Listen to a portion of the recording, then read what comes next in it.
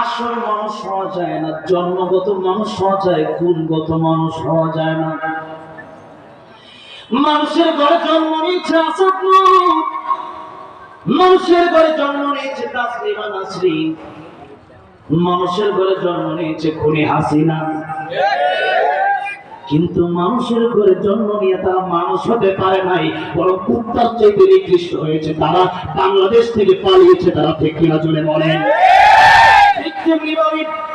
এই দারুল আমিন আইডিয়াল মাদ্রাসা যদি আপনার সন্তানকে যদি আপনি দিতে পারেন, এই কোরআনের শিক্ষা যদি অর্জন করতে পারে, এই কোরআনের আওয়াজ যদি আলোকিত হতে পারে, কমপক্ষে সন্তান কোনদিন আসাদ নাস্তিকের মতো নাস্তিক হবে না, হাসিনার মতো খুনি হবে না।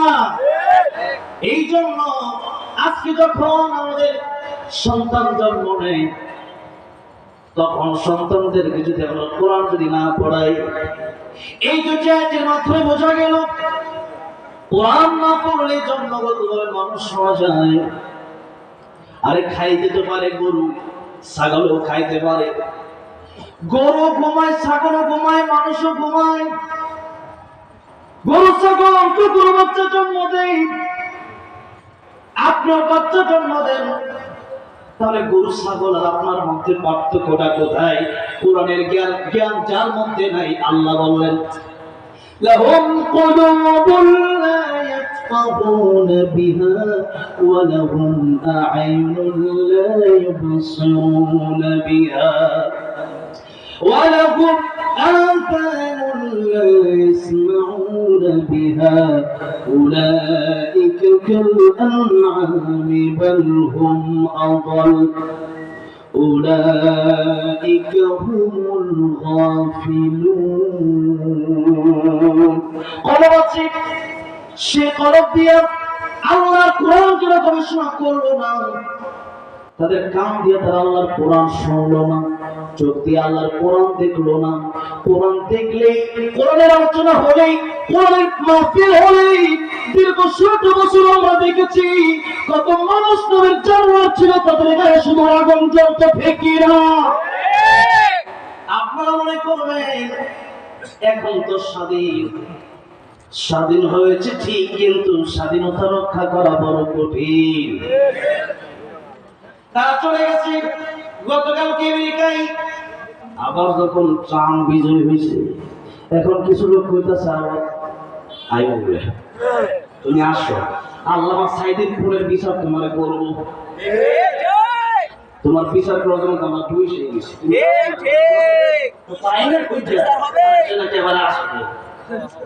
ফাঁসির মঞ্চে জড়ো হয়ে ঠেকি না, কারণ থেকেও ছাড় দেওয়া হবে না।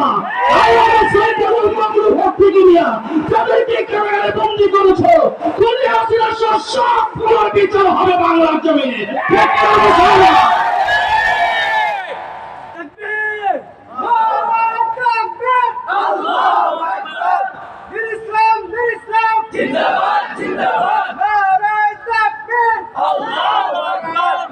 আমি এই তো ৪-৫ দিন আগে টাঙ্গাইলের কালীহাতি একটা প্রোগ্রামে গেলাম। আমার আগে প্রায় ১ ঘন্টা কাদের সিদ্দিকী বা লতিফ সিদ্দিকী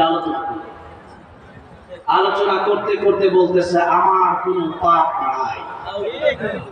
ওপেন কবিরা গোনা কইরা বলতেছে আমার কোনো পাপ নাই। এরপরে মৌয়া হুজুর ইংরেজি আবার কি আপনি সব দরকার আছে নাকি? ইসলামী পোশাক নাকি? ইসলাম মনে মনে থাকলেই হয়েছে। তুই মনে মনে ভাত খাইস, তুই কিনা চাউল খাইস না। মমতাজের মতো কথা কর। মমতাজ বলছিল, মমতা শিল্পী মজার বাউলা কেনা গান গায়, আউলা বাউলা চাউলা ওরা গান গায়। ওরা বলছিল আমাদের নামাজ তো মনে নামাজ বড় নামাজ, শয়তানের বিষয় তোর ৩ দিন যাই কোনো খাবার দাও না, তুই মনে মনে কলা খাবি ৩ দিন। এরপরে খাবার ছেলে ৫ ছেলে জুতার বাড়ি দেওয়া হবে, শুধু জুতার বাড়ি। খাইতে গেলে মনে মনে খাওয়া যায় না, মুখ দিয়ে খাওয়া লাগে। আর নামাজ পড়তে গেলে বলি মনে মনে পড়বা। বাংলাদেশের মানুষ এখন সচেতন, ঠিক কিনা? প্রতিদিন বাংলাদেশে ওয়াজ মাহফিল হচ্ছে, প্রতিদিন মুফাসসিরুল কেরাম তাফসীর করতেছে। বাংলাদেশের প্রান্তে প্রান্তে মাদ্রাসা। আর এই লতিফ সিদ্দিকী কয় তো মাদ্রাসা নাকি ব্যাঙের সাদা মতো বজাইছে, নাউজুবিল্লাহ। আমি সেখানে প্রতিবাদ করলাম। এই বাংলার জমিনে কোরআনের তাফসীর হবে, কোন নাস্তিক এই মঞ্চে আসতে পারে না। বাংলার জমিনে কোরআনের তাফসীর হবে, কোন রামপাল এই মঞ্চে আসতে পারে না। এই বিগত 16 বছর যারা আল্লাহর কোরআনের বিরুদ্ধে রাজকারণ করতে চলছে, এই কোরআনের মঞ্চটা কোনো কথা বলতে পারবে না। শুধু কথা বলে তারা কিভাবে ঘুরে বেড়ায়, এদেরকে তাড়াতাড়ি আটক করে ফাঁসির কাছে চড়ায় দেয়, ফাঁসির কাছে চড়ায় দেয়। ইসলামের শত্রুরা হুঁশিয়ার সাবধান, হুঁশিয়ার সাবধান, ইসলামের শত্রুরা নারায়ে তাকবীর। আমার ভাইরা, আমার মুরব্বী ছিল, সময় খুবই অল্প, 5 মিনিটের ভিতরে আমি কথা শেষ করে দেব। এই দুনিয়াতে আল্লাহর কোরআন যদি কারো ভিতরে না থাকে, ওই সন্তান বাবাকে মাকে বৃদ্ধাশ্রমে নিয়ে রাখতে পারে। আল্লাহর কোরআনের শিক্ষা যদি কারো অন্তরে না থাকে, এই কলবটা কারো জাহান্নামের আগুন। আমি গত পরশুদিনও আমার মাদ্রাসাতে একটা প্রোগ্রাম হয়েছে, আমার মাদ্রাসার প্রোগ্রাম আমি বললাম, ওই যে কয়েকদিন আগে মুফতি আমির হামজা সাহেব এক মাহফিলে তাফসীর করবেন। মুফতি আমির হামজা সাহেবের আগে সাবেক একজন এমপি, সে কোন দলের ওটা আমার দেখার নাই, এখানে কোরআন তেলাওয়াত করলো, স্টেজে ভুল তেলাওয়াত করলো। আমির হামজা সাহেব ভুল ধরলেন, কারণ হচ্ছে ওয়ালা তাকফু মা লাইসা লাকা বিহি ইলম, যে ইলম তোমার নাই তা তুমি এখানে বলতে আসবা। এখন আল্লাহর কোরআন যদি আপনার ভিতরে না থাকে, আপনি বলবেন কেন? আল্লাহর কোরআন যার ভিতরে নাই, আল্লাহর কোরআন যেই ব্যক্তি তেলাওয়াত করতে পারে না, আপনি কপালে লিখে নেন, আপনার কোনো নামাজ হয় না, আপনার নামাজ হয় না। আপনি আবার মানুষকে কিসের কোরআন তেলাওয়াত শোনাবেন? আল্লাহর কোরআন সহি শুদ্ধ করে যদি আপনি না পড়তে পারেন, তাহলে লসটা কোথায়, ক্ষতিটা কোথায়? আল্লাহর কোরআন যদি আপনি না শিখেন, নামাজ ভঙ্গের কারণ কয়টা সবাই একটু জোরে বলবেন? 19টা নামাজ ভঙ্গের কারণের প্রথম অঙ্গের কারণটা কি? নামাজে অশুদ্ধ পড়া। আমি যদি বলি এই কথা, আমার মনে হয় ভুল হবে না। বাংলাদেশের মধ্যে 90% মুসলমান আজকের নামে নামে মুসলমান, আল্লাহর কোরআন তারা শিখলো না। আজকে যদি আপনাদের সবাইকে আমি প্রশ্ন করি, আল্লাহর কোরআনটা দাঁড়ায় দাঁড়ায় আমার একটা সূরা শোনা, আল্লাহর কোরআন হয়তো সবাই আমরা শোনাতে পারবেন না। বলে আফসোস, 70 বছর 80 বছর 90 বছর হয়ে গেল, এখন কি আল্লাহর কোরআন শেখার প্রয়োজন আপনি মনে করলেন না? অথচ নামে নামে আপনার নাম আব্দুর রহমান আব্দুর রহিম। এই জন্য কবি বলেছেন, নামে মুসলমান নাকি কামে মুসলমান তুমি, নামে মুসলমান নাকি কামে মুসলমান। নামে কামে মিল না বলে, নামে কামে মিল না বলে বইবে যে তুফান তুমি, নামে মুসলমান নাকি কামে মুসলমান তুমি, নামে মুসলমান নাকি কামে মুসলমান। নাম রেখেছে আব্দুর রহিম, কালমা জানি না, এই সমাজে এমন লোকের সংখ্যা অগণা। ঠিক না? নাম রেখেছে আব্দুর রহমান, নামাজ পড়ে না, এই সমাজে এমন লোকের সংখ্যা অগণা। এমন সমাজ বদলা থেকে, এমন সমাজ বদলা থেকে রাখবে অবদান তুমি, নামে মুসলমান নাকি কামে মুসলমান তুমি, নামে মুসলমান নাকি কামে মুসলমান। এই যে নামের সাথে কাছের মুসলমান হওয়া দরকার আছে না নাই? কিয়ামতের ময়দানে ইব্রাহিম আলাইহিস সালামের পরিচয় দিয়ে বাবা রাসূল জান্নাতে যেতে পারবে না, নবীর পরিচয় দিয়ে চাচা আবু তালিব জান্নাতে যেতে পারবে না, নবীর পরিচয় দিয়ে স্ত্রী জান্নাতে যেতে পারবে না, নূহ আলাইহিস সালামের ছেলে বাবার পরিচয় দিয়ে জান্নাতে যেতে পারবে না। এই যে নিজের আমল নিজে করেন, নিজের ঈমান নিজে ঠিক করেন। আল্লাহ বলেন, ইয়া আইয়ুহাল্লাযীনা আমানু কু আনফুসাকুম ওয়া আহলিকুম নারা।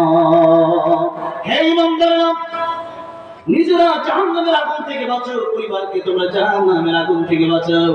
আমাকে জিজ্ঞাসা করেন যদি কিভাবে জাহান্নামের আগুন থেকে বাঁচাবো, সমস্ত মুফাসসির কেরাম একমত, আল্লাহর কোরআন যদি শিখাতে পারেন, নবীর সুন্নাহ যদি শিখাতে পারেন, সন্তানটা জাহান্নাম থেকে বেঁচে যাবে। আর আল্লাহর কোরআন নবীর সুন্নাহ যতক্ষণ পর্যন্ত না শিখাবেন, এই সন্তান জান্নাতে যাবে না। শুধু তাই নয়, কিয়ামতের ময়দানে এই সন্তান যদি জাহান্নামে যায়, এই সন্তান জাহান্নামে যাওয়ার প্রধান একটা কারণ হবে যে তার বাবা মা তার আল্লাহর কোরআন শিক্ষা দেয় নাই। এই জন্য আপনি ডক্টর বা ইঞ্জিনিয়ার বলেন, ব্যারিস্টার, উকিল, আপনি যা বলে চাইবেন, কিন্তু আল্লাহর কোরআন প্রথমে করে মুসলমান হিসেবে শিক্ষা দেওয়ার দরকার আছে না নাই?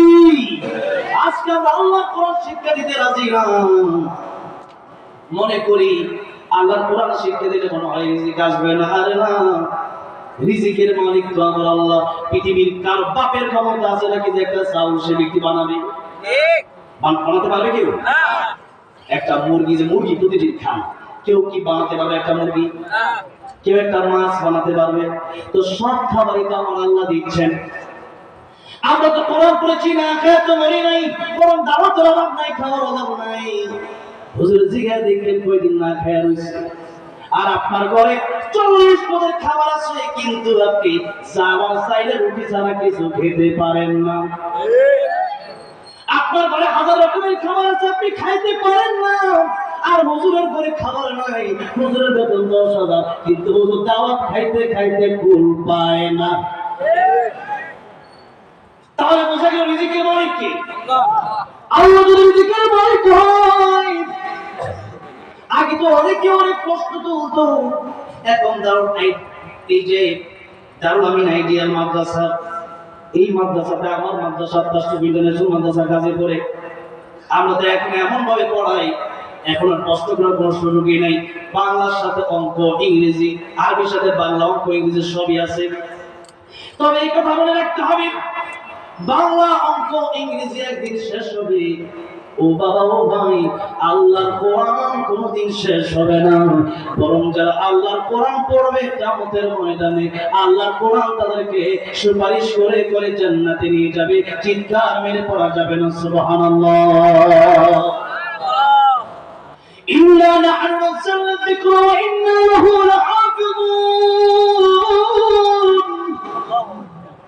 আল্লাহর কোরআন আল্লাহ হেফাজত করবে, আর এই হেফাজত যাদের মাধ্যমে করবে এরাই জান্নাতে যাবে। এবার আসুন, আল্লাহর কোরআন যদি আপনি না শিখান, তাহলে তো আপনি নামাজ ভঙ্গের 19টা কারণের মধ্যে প্রথম কারণটা হচ্ছে আপনি কোরআন শিখালেন না। আপনি 1টা বছর, 2টা বছর, 3টা বছর কোরআন শিখান, এরপর আপনি ডাক্তার, ইঞ্জিনিয়ার হন, কোনো সমস্যা আমার নাই, কারণ নাই। কারণ ডাক্তার তো আমাদের প্রয়োজন আছে, ইঞ্জিনিয়ার আমাদের প্রয়োজন আছে, ব্যারিস্টার আমাদের প্রয়োজন আছে। এই যে রফিক মাদানী ভাই গতকাল 4টা মামলা থেকে মুক্তি পাইল, তাহলে এই যে মুক্তির জন্য উকিল, ব্যারিস্টারের দরকার আছে না নাই? উকিল তো দরকার আছে। সব ডাক্তার যদি হিন্দু হয়ে যায়, তাহলে হিন্দু যদি হয়, কাফিররা যদি বলে মুসলমানদের কেন ওষুধ দেব না, আমাদের মুসলমান ডাক্তার যদি থাকে, তারা বলবে তোদের দরকার নাই, আমরা তো ডাক্তার আছি। সুতরাং মুসলমানদের ভিতরে ডক্টর, ইঞ্জিনিয়ার, ব্যারিস্টার হোক, কোনো সমস্যা নাই। কিন্তু যেহেতু আপনার কাছে আপনি এত সুন্দর একটি মাদ্রাসা পেয়েছেন, আজকে দারুল আমিন আইডিয়াল মাদ্রাসায় যখন আসলাম, আমার মনে হলো উত্তরবঙ্গের শ্রেষ্ঠ মাদ্রাসা এই মাদ্রাসাটা। আলহামদুলিল্লাহ বলেন। যোগ্য একজন মানুষ, এত সুন্দর যার তিলাওয়াত, এত সাবলীল যার ভাষা, মাওলানা আব্দুল্লাহ আমিন, যাকে আমি এত ভালোবাসি আল্লামা সাইদের জন্য, সে আব্দুল্লাহ আমিন সাহেবের মাদ্রাসায় এসে আমি আগে ভাবছিলাম যে মাদ্রাসাটি অন্য সাধারণ মাদ্রাসার মতো এত সুন্দর করে মাদ্রাসা তৈরি করেছেন, এবং এমন কিছু গুণ আছে যেটা আমি এখন বলতেও চাচ্ছি না। এখন আপনাদের সামনে আমার কথা হচ্ছে, আপনারা এই মাহফিল থেকে কলবে একটা কথা ঢুকায় নিয়ে যাবেন। সেই কথাটা হলো যে আমার সন্তান ডক্টর, ইঞ্জিনিয়ার, ব্যারিস্টার, উকিল হবে, আমার কোনো সমস্যা নাই, আমার কোনো আফসোস নাই। হোক। আমাদেরকে আল্লাহ শিক্ষা দিয়েছেন দোয়া, কি দোয়া? রব্বানা সবাই করেন রব্বানা আতিনা ফিদ দুনিয়া হাসানাতাও ওয়া ফিল আখিরাতি হাসানাতাও ওয়া কিনা আযাবান নার। আল্লাহ দুনিয়ার কল্যাণ আপনি আমাদেরকে দান করেন আর আখিরাতের কল্যাণ আমাদেরকে দান করেন। আর একটা সবচেয়ে বড় বিপদ আছে, ওই বিপদ হচ্ছে কবরের ভিতরে। ওই বিপদ কোন জায়গায়? কবরের পাশের পর বিরোধী আল্লাহ গিরি কাঁদতে না চোখের পানি ছেড়ে দিতেন। লোকের জিজ্ঞেস করত উসমান গনি, এত আলোচনা আল্লাহ নবীর জবান থেকে আপনি শুনলেন, এত তো কাঁদতেন না, কবরের পাশে গিয়ে কেন কাঁদলেন?